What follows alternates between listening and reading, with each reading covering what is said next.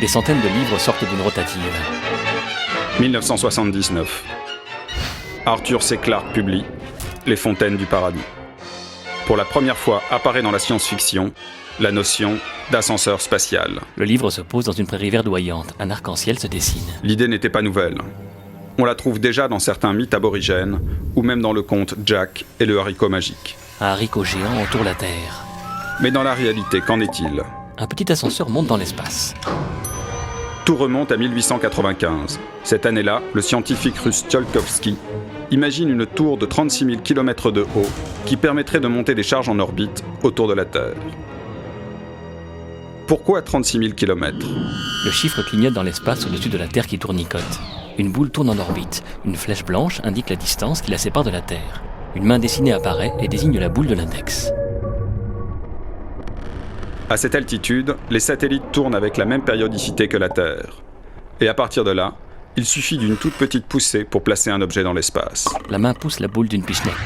En 1960, le soviétique Yuri Artsutanov reprend l'idée de l'ascenseur, mais il remplace la tour par un câble très résistant tendu entre la Terre et l'espace. Le petit ascenseur est poussé par des fusées. Mais l'idée est délaissée. La Terre éclate comme un pétard. Jusqu'à l'apparition des nanotubes de carbone, dont l'extrême résistance rend peut-être possible la mise en œuvre d'un tel projet.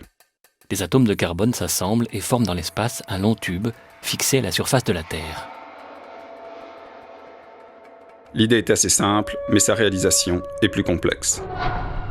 Déployer un immense câble entre la Terre et l'espace, dont la tension permanente serait assurée par la force centrifuge d'une masse accrochée au bout du câble.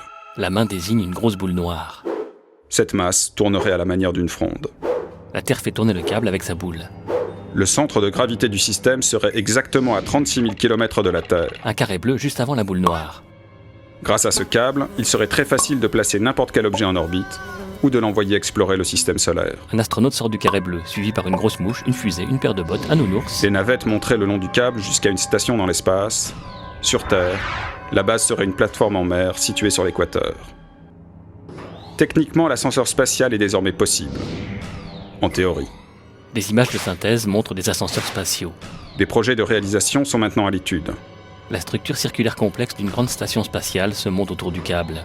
Elle est reliée dans l'espace à d'autres stations identiques. Sur Terre, le câble est fixé à une plateforme posée sur des colonnes de béton au milieu de l'océan. À petite échelle, des essais ont déjà eu lieu.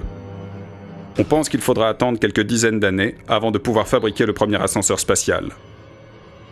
Mais l'enjeu est devenu économique.